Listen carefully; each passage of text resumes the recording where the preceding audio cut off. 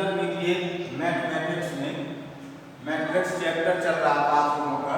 कल हमने मैट्रिक्स में योग और अंतर आपको बताए थे। आज हम गुणनफल बताएंगे।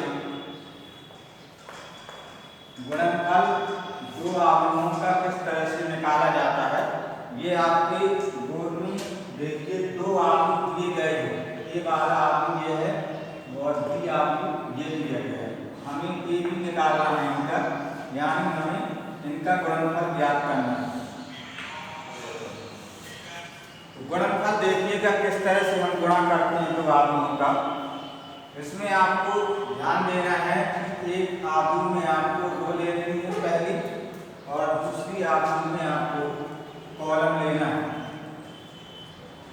पहली रो और पहला कॉलम दोनों आप लेंगे। तो गुणा देखिए किस तरह, इसके कॉलम का इस रो से गुणा होगा। इसके कॉलम का इस रो से गुणा कराएंगे तो आएगा 2 × 1, 2 का गुणा 1 से, प्लस 3 × 0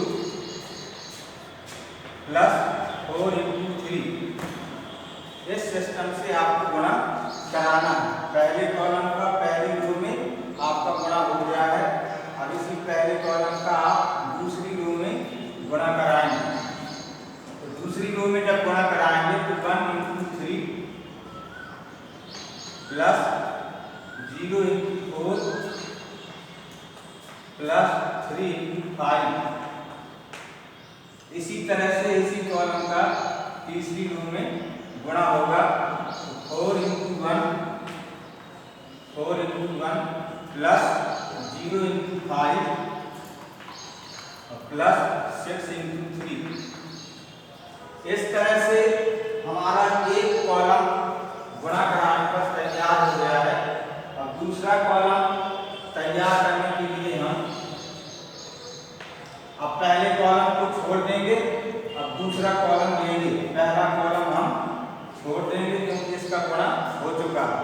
अब हम चलेंगे दूसरे कॉलम को लेंगे C2 को, और इसको भी क्रमशः पहली रो में, दूसरी रो में, तीसरी रो में गुणा कराते जाएंगे। तो दूसरे पहली रो और दूसरा कॉलम, तो 2 × -3, 2 × -3, 3 × 2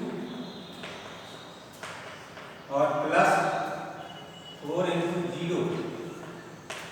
दूसरी रो में आएंगे तो 3 × -3, 4 × 2 और 5 × 5। इसी तरह तीसरी रो में आएंगे 4 × -3 प्लस 5 × 2 और प्लस 6 × 0।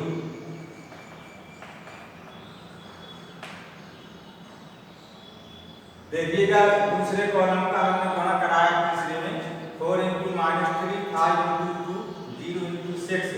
दूसरी रो में जो कराया था 3 × -3, 4 × 2 और 0 × 5 वहां पर आएगा। इसके बाद इसी तरह से तीसरे कॉलम पर चलते हैं। तीसरे कॉलम को लेंगे, दूसरे कॉलम का गुणा हो चुका है। अब तीसरे कॉलम को लेंगे, ये जो हमारा कॉलम है ये C3 कहलाएगा। अब C3 का गुणा होगा, तो इसको अगले उसमें लिख देंगे 5 × 2 प्लस 4 × 3 और प्लस 4 × 5। इसी तरह से दूसरी रो में आएंगे, दूसरी रो का तीसरे कॉलम से गुणा होगा 3 × 5, 4 × 4 प्लस 5 × 5। तीसरी रो में आएंगे 4 × 5, 4 × 5 प्लस 5 × 6। ये आपका आवर्तों का गुणनफल कहलाता है। अब हम इनको अपने कैलकुलेशन करके आवर्त में इनका मान लिख देंगे। तो तो हमारा इस तरह से आव्यूहों का गुणन निकल आता है। तो एक ही जो हमारा आव्यूह आएगा 2 × 1 2 आएगा, 2 + 0 + 12 आएगा यहाँ। दूसरी रो में दूसरे इसी कॉलम में 3 + 0 + 15 और यहाँ आएगा 4 + 0 + 18। यहाँ आएगा माइनस का 6 प्लस का 6 और प्लस का 0। यहाँ माइनस के 9 8 और 0। यहाँ देखिए माइनस का 12 प्लस का 10 और प्लस 0। तीसरी कॉलम में देखिए 10 + 12 और प्लस 20, 15 + 16 और प्लस 25,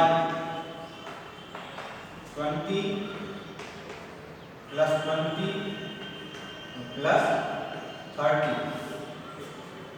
और आगे इसको ऐड करके लिखेंगे।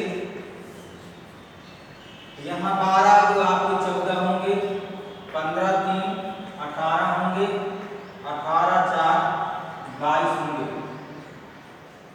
यहाँ आपका 0 ही रहेगा, प्लस माइनस के 6 है। यहाँ 9 8 में -1 आ जाएगा।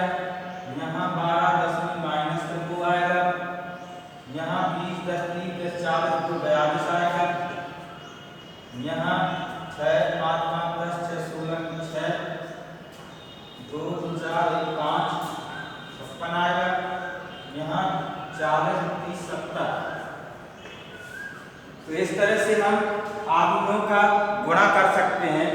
दूसरे सवाल में कुछ इस तरह के क्वेश्चन भी आ सकते हैं। ये आपका दूसरा क्वेश्चन दिया गया है, इसमें मैट्रिक्स दिए हैं 3 प्रकार के, A, B और C।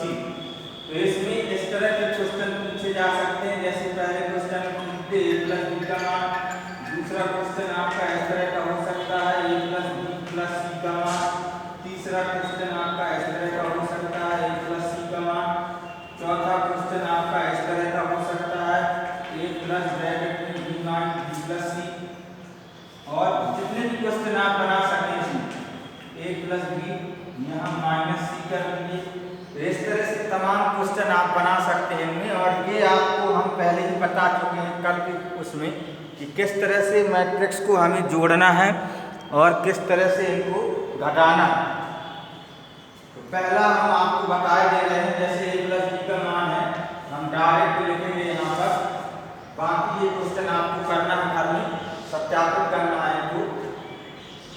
तो A + B अगर जोड़ना है तो सीधे सीधे जोड़ेंगे। 4 × 1 कितना, 3 × 1 कितना हो जाएगा, 4 हो जाएगा। यहाँ 2 में ये घटेगा तो 1 आएगा। यहाँ -3 और 3 में -1 आएगा।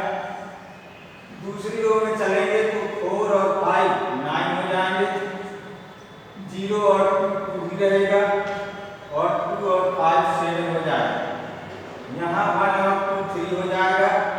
यहाँ -1 और 0 -1 रहेगा और 1 और 3 आपका 4। जिस तरह से हमने A + B का मान निकाला है उसी तरह से आप B + C का मान निकाल सकते हैं, या A + B C तीनों जोड़ सकते हैं। इसी में A + B + C निकाल सकते हैं ब्रैकेट में रख करके अलग अलग। केवल जोड़ना है और घटाना है।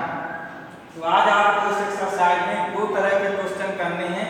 एक दूसरा क्वेश्चन जो हमने ये बताया इस तरह से सत्यापित करने के लिए आते हैं, मान निकालने के लिए। मैट्रिक्स दिए हैं, इसमें जितने क्वेश्चन बन जाए वो आपको करना है।